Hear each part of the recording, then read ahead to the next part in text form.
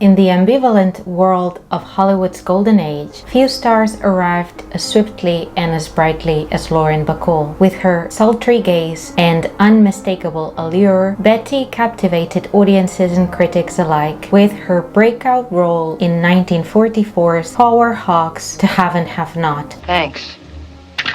Yet behind the scenes, Bacall's ascent to fame was heavy with challenges and difficulties. Her career often seems like a direct journey from young discovery to one half of one of Hollywood's most iconic couple to enduring stardom. But there's much more to that story. An overlooked chapter of Bacall's meteoric rise unfolded just a year later in 1945 when the release of Confidential Agent opposite Charles Boyer became a significant flop. They almost ruined her, really, with bad judgment. Critics quickly blamed Bacall for the film's failure, casting doubts on her talent and career prospects. Studio politics, personal relationships, and the harsher scrutiny faced by women in Hollywood all collided at this crucial moment, impacting not only Bacall's early career, but also the release of The Big Sleep and the overall progress of her future in Hollywood. Hello everyone and welcome back to my channel. Today we're diving into Lauren Bacall's meteoric rise and the swift backlash that followed with Confidential Agent, a film often omitted today yet pivotal in shaping her Hollywood trajectory. By revisiting this moment and delving into Warner Brothers' response, the studio's intervention, and the era's expectations, we'll explore the complexities of her early career, ultimately celebrating her legacy in the year of her centennial. The fact is that it hurt me a lot. I mean, all the critics who praised me, who said I was a combination of Garbo and Hepburn and Dan Dietrich and Mae West. West, yes, and then I was this most exciting, brilliant, wonderful, funny, every compliment in the book to, we were wrong, send her back where she came from, disaster.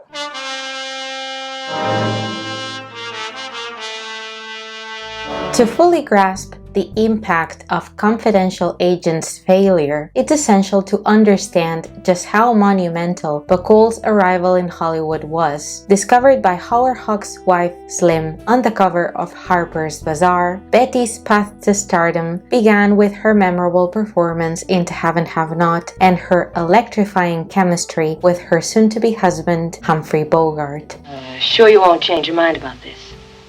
Her sultry gaze, signature low voice, and insolent charm placed her firmly in the path of stars like Veronica Lake, while giving audiences fresh and unforgettable screen presence. Bacall wasn't just a rising star at the stage. She became a sensation almost overnight. To Have and Have Not, despite receiving mixed reviews and being largely compared to Casablanca, was also one of the top 10 grossing films in 1944, and it received an award from the National Board of Review. But rather than capitalizing on the colossal chemistry between Lauren Bacall and Humphrey Bogart, Jack Warner made what seems today a baffling choice. Although The Big Sleep, which reunited the successful couple and director, had already been completed, the studio opted instead to release Confidential Agent. The result was disastrous. Did it seriously damage your career? Oh, I had to climb my way back up, I tell you, and you never get back. You never get back to that moment. Confidential Agent was based on Graham Greene's 1939 anti-fascist novel of the same name, which Warner Brothers purchased during the studio's rush to produce wartime, politically relevant films with an international intrigue following the great success of Casablanca. Greene's story follows Louis Denard, played by Boyer, a former concert pianist and musician and composer composer, turned agent during the Spanish Civil War, and sent to England to secure coal for the Loyalist cause. Along the way, he meets Rose Cullen, played by Bacall, a British young woman who becomes involved in his dangerous mission. From here onwards, their lackluster romance is made even more confusing by an already convoluted script, though it is elevated by appearances from seasoned professionals like George Coulouris, Victor Franzen, Katina Pachinou, and especially Peter Lorre and Wanda Hendricks making her film debut. Directorial duties were handed to Herman Shumlin, a highly respected Broadway producer and director known for numerous hits including The Little Foxes with Tallulah Bankhead. However, Shumlin's film experience was limited to just one prior project, Watch on the Rhine, released in 1943, which he had also directed on Broadway 2 years before. Starring Bette Davis and Paul Lucas in a reprisal of his stage role, Watch on the Rhine was a critical success, likely influencing Jack Warner's decision to entrust Shumlin with Confidential Agent, given its thematic and stylistic similarities. However, the film's colossally poor reception marked the abrupt end of Shumlin's brief Hollywood career. Confidential Agent became his second and final film credit as a director before he returned to the stage. The movie's saving graces include the stunning cinematography of James Wong Howe, whose craftsmanship brought much needed sophistication to what could only be described as a sinking ship. Lauren Bacall herself expressed it quite well in her autobiography By Myself, when she said, "To cast me as an aristocratic English girl was more than a stretch, it was dementia." You're not going to do anything else crazy, are you? Transitioning from the sultry You Know How to Whistle vamp to a British upper-class character was indeed a leap too far. After being carefully guided in her first two films, To Have and Have Not and The Big Sleep, Bacall was shaped into an idealized female character specifically designed by Howard Hawks to complement Bogart's screen persona. Despite her inexperience, she was expected to balance Hollywood's demands by continuing to portray poised, sharp-witted women. However, in Confidential Agent, she received little direction from Herman Shumlin, and her underdeveloped character felt distant from the roles that had previously aligned more closely with her natural self. By this time, her contract had been transferred to Warner Brothers, placing her firmly under Warner's control. She later reflected on the experience, stating, "It was the last time Jack Warner made a choice for me." This misstep was a harsh but pivotal lesson in the realities of Hollywood's studio system. Determined to regain control, Bacall faced suspensions for turning down several roles, embarking on an uphill battle to navigate her career within Warner's framework. Meanwhile, her marriage to Humphrey Bogart added a new dynamic through which she navigated her career, further influencing her professional choices and public image. In this context, Warner Brothers tried to cushion the blow of Confidential Agent's poor reception by leveraging fun magazines with strong studio ties to provide favorable reviews. However, critics were far less forgiving. They quickly pointed out the film's weaknesses but focused unanimously on Bacall's performance. Variety criticized her for a monotony of voice and an uncertainty of performance, while British reviewers derided her miscasting as an English woman. Bosley Crowther of the New York Times, notoriously scathing in his appreciations, was even harsher, dismissing her portrayal as brusque, surly, and emotionally cold. You don't really believe it, do you?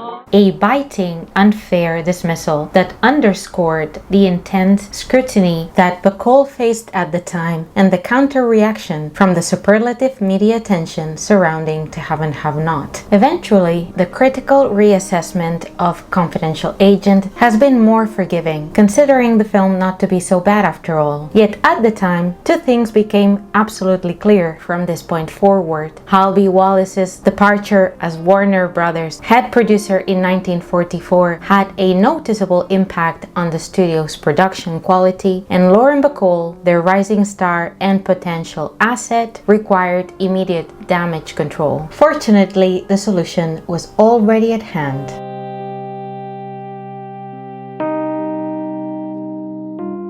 In 1933, as the Great Depression deepened, Warner Brothers, like the rest of Hollywood, faced salary cuts that ultimately prompted Daryl F. Zanuck's resignation as head producer and the subsequent formation of 20th Century Fox. An eager Halby Wallace stepped in, a former publicist and studio manager, marking a new glorious era for the studio with polished, romantic, star-driven, and historically significant films that became known for their exceptional production values, combining meticulous craftsmanship with compelling storytelling to create movies that stood out for their quality and sophistication. Wallace's tenure helped solidify the studio's reputation for producing films that combined socially relevant narratives with powerful, career-defining performances reflecting both prestige and mass appeal, further developing the Warner Brothers style until his departure after a fallout with Jack Warner that started over Casablanca's Oscar win, when Warner personally accepted the award to Wallace this May. However, without Wallace's guidance, Warner Productions lacked the daring and elegant flair of his era, with Confidential Agent serving as a clear example of this shift. In 1945, as World War II neared its end, Warner Brothers rushed war-themed productions, pushing Confidential Agent ahead of The Big Sleep out of concern that those stories might soon feel outdated, while the appeal for a mystery or crime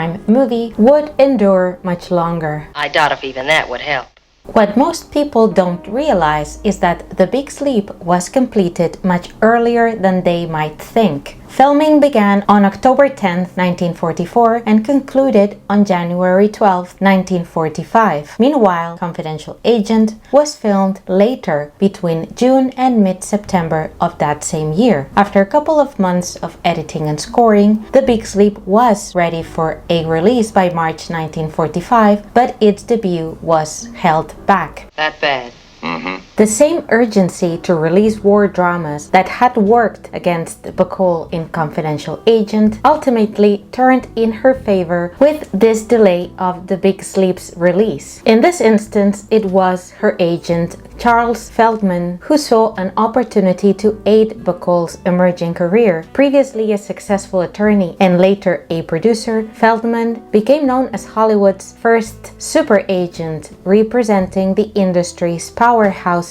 He recognized the damage done by Confidential Agent and saw an opportunity to fix things. Since by late 1945, The Big Sleep was still resting on Warner Brothers' shelves, he wrote a persuasive letter to Jack Warner that was both shrewd and assertive. In it, Feldman reminded Warner of Bacall's star power in To Have and Have Not and urged him to recapture that spark. Specifically, he proposed additional scenes and the elimination of others that leaned into Bacall's provocative and insolent charm, which he pointed out as one of the reasons that had endeared her to critics and audiences alike. He emphasized the stakes, warning that if the girl receives the same type of reviews and criticisms on The Big Sleep, which she definitely will receive unless changes are made, you might lose one of your most important assets. Jack didn't hesitate, and on November 20th, 1945, he instructed his team to pause work on the film's release prints, agreeing that changes needed to be made. And so by January 1946, a year after the film had originally wrapped, Howard Hawks reunited with Humphrey Bogart, Bacall, who incidentally by this time were already married, and several other cast members to film new material. These scenes shifted the focus to the sizzling chemistry between Bogart and Bacall, giving her more commanding moments on screen. All these discoveries resurfaced when the original cut of The Big Sleep was found and restored in 1997 by Bob Gitt, preservation officer at UCLA. Before this moment, it was widely believed that the additional scenes were added only to capitalize on the popularity of Bogart and Bacall's on-screen pairing and their real-life romance. While that undoubtedly influenced the decision, the real catalyst was the poor reception of Confidential Agent. What's especially fascinating is that these changes resulted in the removal of a significant scene more than 9 minutes long between Bogart Bogart and Regis Toomey, in which they review the facts of the investigation for the district attorney. Without that scene, the 1946 version became the famously incomprehensible classic we know today. The 1945 cut, by contrast, was more linear and clear, but lacked the enigmatic charm and magnetic interplay that defined the last released version. Well, those are harsh words to throw at a man, especially when he's walking out of your bedroom. The Big Sleep was finally released on August 31st, 1946, although the previous cut had been shown to troops overseas in August 1945. And it quickly became one of the highlights of Bacall's career and a great box office success. However, critical reception at the time was divided. Some reviewers expressed frustration with the movie's narrative complexity and the lack of clarity in its plot details. On the other hand, performances by Dorothy Malone and Martha Vickers were rightfully praised, with both actresses stealing their respective scenes in memorable sequences. As for Bacall, critics were not entirely convinced and their appreciation was not effusive. While Variety acknowledged her performance as strong, the praise was relatively understated and focused on her chemistry with Bogart. This tempered reception reflected the shift in Bacall's critical appreciation at the time, shaped by the backlash from her previous poor reviews, her new status as Mrs. Bogart, and the persona crafted around her since she had arrived in Hollywood. It's undeniable that The Big Sleep has become a classic Warner Brothers film and a prime example of Hog's expertise. For Bacall, the film was indeed a restoring triumph, reaffirming her star power and solidifying her image after the challenges of Confidential Agent. Yet, as she later reflected, the momentum and acclaim she had achieved with To Have and Have Not were gone forever. Despite the film's enduring legacy, the recognition of Bacall's individual talent and range remained evasive in Hollywood for many decades. The theater gave me what I always wanted. I mean, a kind of acclaim, but I mean recognition and a sense that I was part of that community and to be taken seriously. You won, was it 2 Tonys you awarded? 2 Tonys.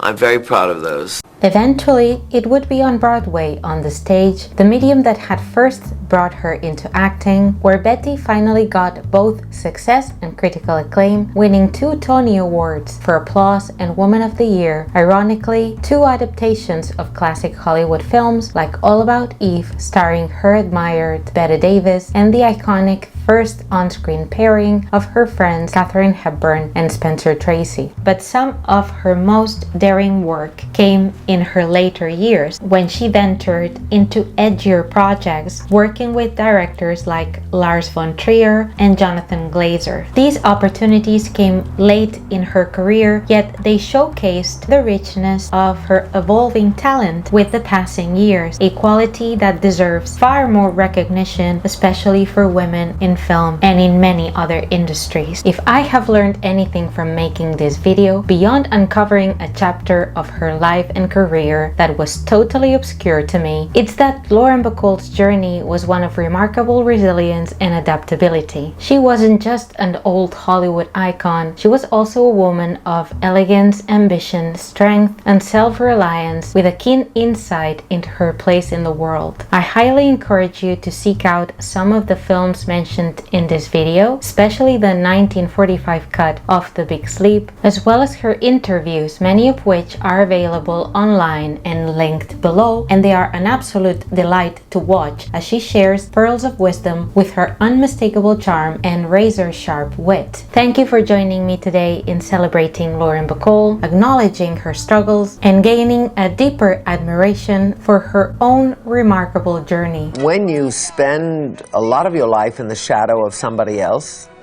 you really need to have a sense of accomplishment of your own.